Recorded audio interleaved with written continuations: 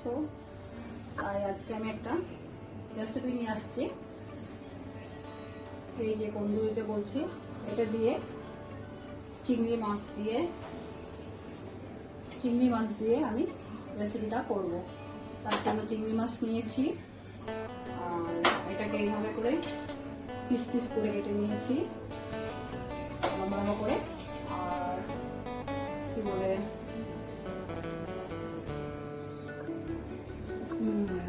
নারকেল পেস্ট করে নিয়েছি।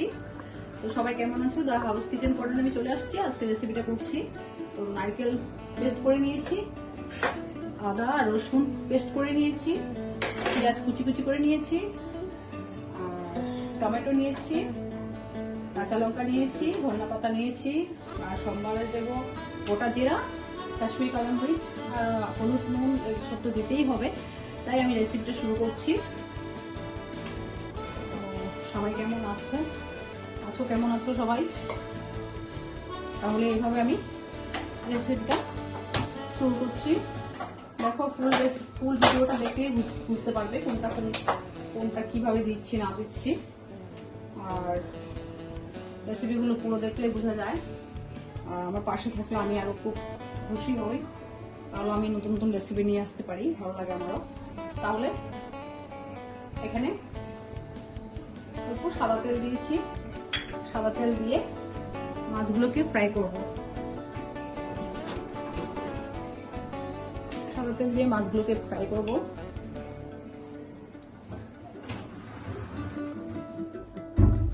মাছগুলোকে ফ্রাই করব। এই সাইডে একটু হলদি গুঁড়া আর একটু নুন দিয়ে মাছগুলোকে ম্যারিনেট করে ফ্রাই করে নিচ্ছি। আমার রেসিপিগুলো কেমন হচ্ছে অবশ্যই কমেন্ট লাইক করে জানাবেন।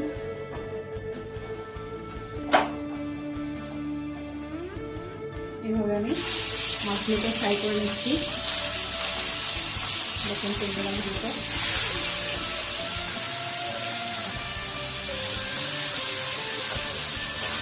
এইভাবে ফ্রাই করে নিচ্ছি।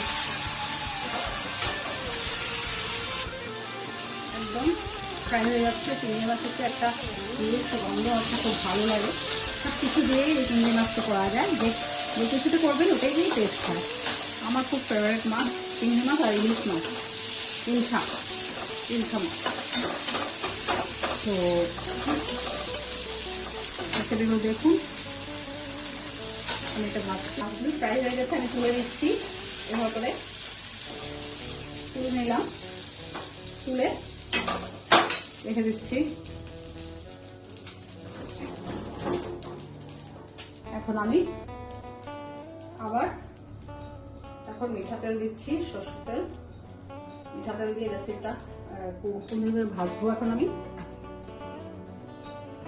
কেটে রেখেছিলাম, দেখুন এইভাবে করে আমি এখন এগুলোকে ভাজবো।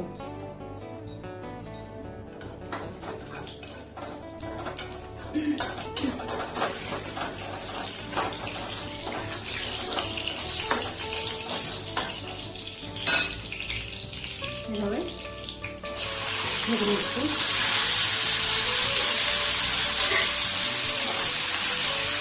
পটলের মতন এভাবে ভেজে নিতে হবে, ভালো লাগবে। লাল লাল একটু ঢাকা দিয়ে দিচ্ছি।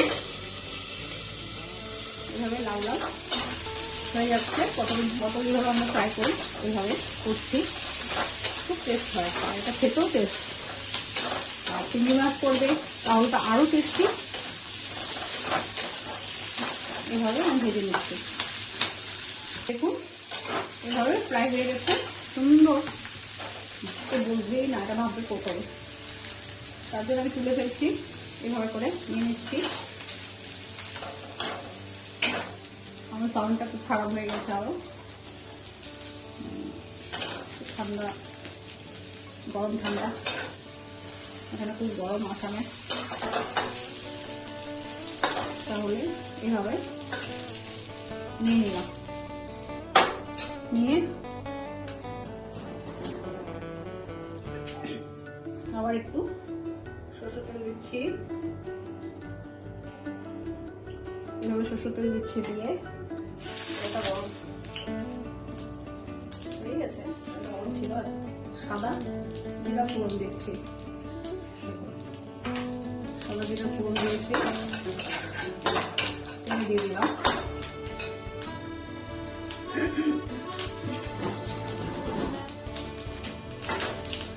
এখন আমি পেঁয়াজ দিচ্ছি।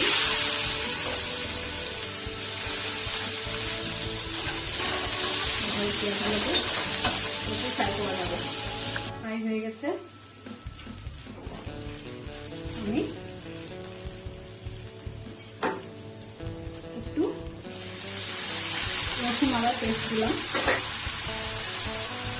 দিয়ে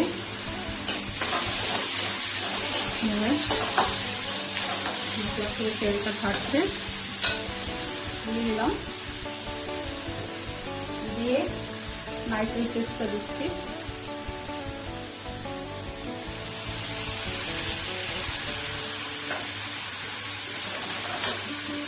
নারকেল পেস্টটা দিয়ে দিলাম।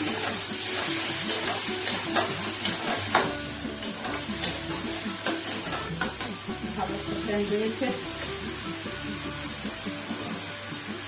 একটু লাল করতে হবে, কষিয়ে নিচ্ছি।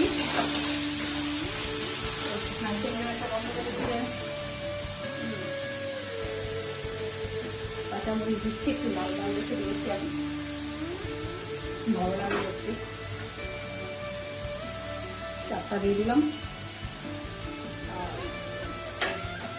টমেটো দিচ্ছি,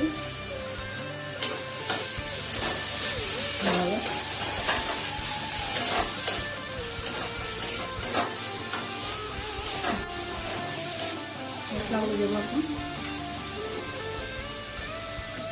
আপনারা বুঝে, নুনটা সবসময় বুঝে দেবেন।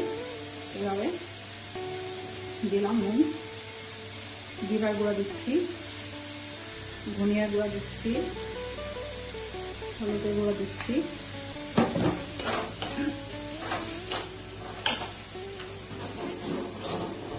দিয়ে কাশ্মীরি কালার মরিচ দিচ্ছি। দেখুন এভাবে মশলাতে তেলটা ছেড়ে দেবে, এতে খুব অসম্ভব টেস্ট সেটা। এই রেসিপিটা আপনার বাড়িতে করে অবশ্যই দেখবেন। তেলটা ছেড়ে দিয়েছে মশলার থেকে, কষানো হয়ে গেছে। দেখুন সব দিয়ে আমি কষিয়ে ফেলছি। এখন সব দিয়ে দিচ্ছি, আবার দিয়ে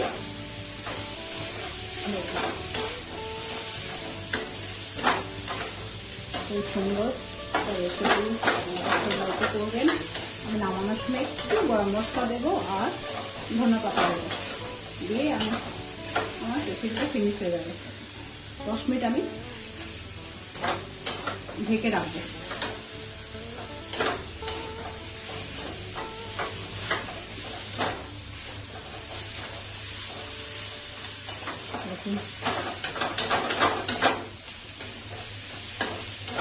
রেসিপি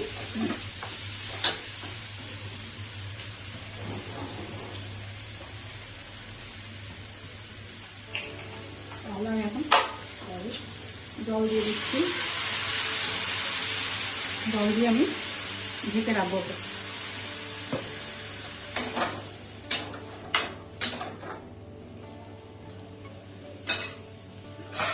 এভাবে ঢেকে রাখছি। দেখি এটা হয়েছে কিনা। দেখুন ঝোলটা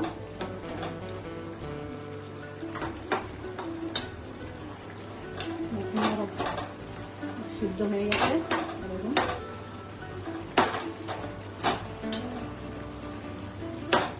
সিদ্ধ হয়ে গেছে, আর 5 মিনিট রাখবো, তারপর আমি নামিয়ে ফেলবো। গরম মশলা ধনেপাতা দেবো। দুর্দান্ত একটা রেসিপি, আপনারা অবশ্যই বাড়িতে করে আমাকে জানাবেন। আর 5-10 মিনিট রেখে নামিয়ে ফেলবো। আমি আবার ঢাকনা দিয়ে রাখছি, আর 5 মিনিট রেখে খুলে ফেললাম। তাহলে আমার দুর্দান্ত কালার খুব সুন্দর হয়েছে। দেখুন খেতেও তো কালারও সুন্দর হয়েছে, গন্ধটাও সুন্দর বেরিয়েছে। আপনার বাড়িতে অবশ্য করে তাহলে বুঝতে পারবেন। আমি ফেলছি এখন, এই বাটিতে নিয়ে নিচ্ছি। দেখুন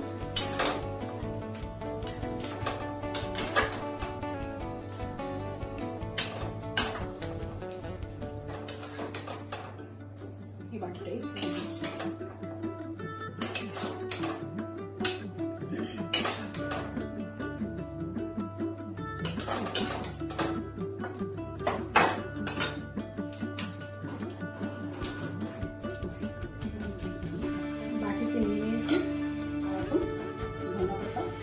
করছি। দেখুন এভাবে ধনে পাতা অ্যাড করলাম। তো একটা সুন্দর রেসিপি করে নিলাম। আপনারা অবশ্য বাড়িতে করে আমাকে জানাবেন। দেখুন খুব সুন্দর লাগছে, টেস্টও হয়, খেতে দেখতেও ভালো লাগছে। তাহলে আমি রাখছি আজকে। অবশ্যই আমার পাশে থাকবেন, ভালো থাকবেন। আর আমার রেসিপিটা আজকে এখানে শেষ করুন। Thank you.